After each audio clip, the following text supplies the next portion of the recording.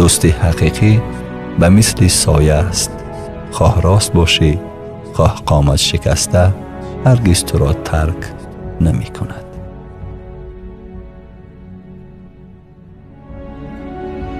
اگر بر خودت خوبی کردن خواهی، پس با نفران خوب دوستی بکن، زیرا تنهایی بهتر از آن است که با نفری بد دوستی میکنی.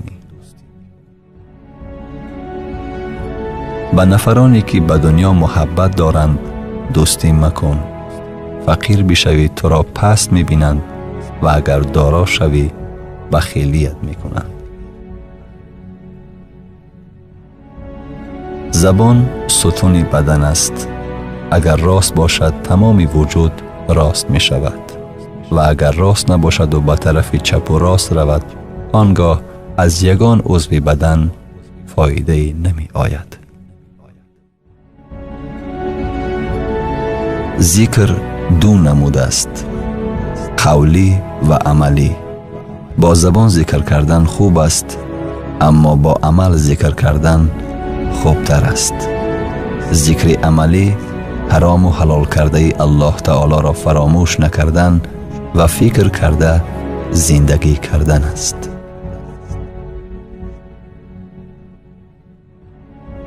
فکر میکنم اگر دست نگر می بودیم، نفری درمان را تق تق کرده در آید و کمک بکند، خیلی خرسند می شدیم.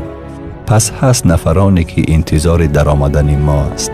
زکات و صدقه فطر را فراموش نکنید و نماز را برپای دارید و زکات بدهید و با رکوع کنندگان رکوع کنید.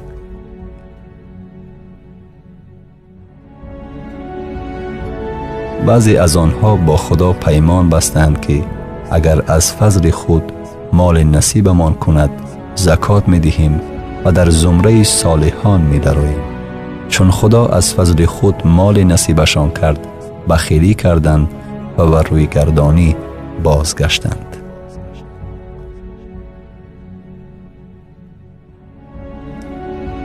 زنی که عائله‌اش را دوست می دارد دشواری نیست که صبر کردن نتواند و فداکاری نیست که طاقت کرده نتواند.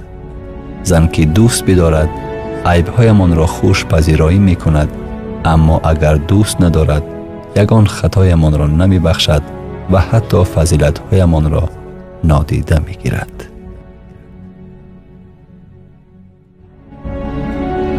اگر برای دریافت زیبایی تمام جهان را گردش کنیم هم، اگر آن را در درون خود نداشته باشیم هرگز نمی یابیم.